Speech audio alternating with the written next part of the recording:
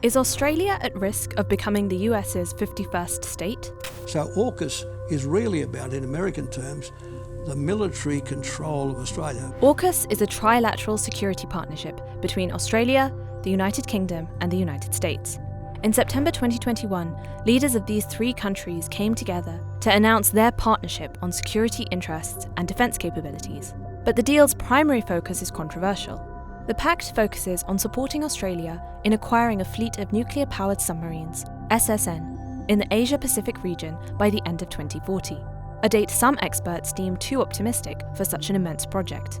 In March 2023, the alliance announced an optimal pathway. Firstly, Australian military and civilian personnel would embed with American and British naval forces for training.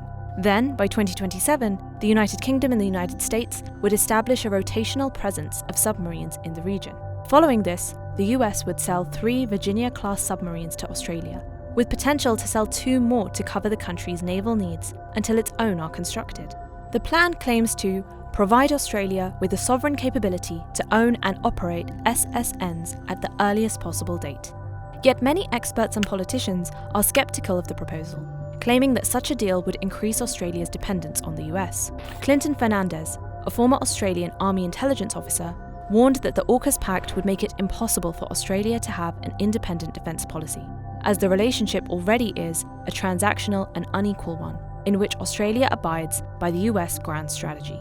And Fernandez is not the only one. Former Australian Prime Minister Malcolm Turnbull argued that relying on the sale of US submarines until the ones under AUKUS are built would completely jeopardise Australia's submarine capability for at least a decade. With the US lacking in spare submarine supply, it is more likely that American submarines would be stationed indefinitely at Australian bases. Australia will then have built ports and paid for American submarines that they have no control over. In a recent statement, another former Prime Minister, Paul Keating, criticised the pact, saying that the country had become a target by joining the military alliance with the UK and US. In particular, there are concerns that AUKUS is unnecessarily dragging Australia into the US-China rivalry by supporting the presence of US submarines in the Asia-Pacific region. Strategist Hugh White has similarly warned that supporting this partnership is not a smart way to go, given China's growing economic and military power. Moreover, AUKUS has been criticised as being a drag on Australia's economy with uncertain returns. Canberra has already contributed $2 billion to expanding the United States submarine industrial base, despite any guarantee that the submarines will even be delivered. The minimum cost of the total project has been billed at $180 billion, but would only create 20,000 jobs, a relatively small return.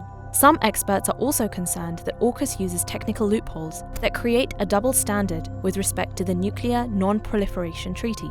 A non-nuclear country like Australia developing nuclear-powered ships, while allowed under the treaty, could set a precedent for countries to use the excuse of naval reactor programs to increase their nuclear capabilities. And in addition to the immense financial costs and accelerating a nuclear arms race, critics have pointed out that AUKUS only diverts attention from the climate crisis.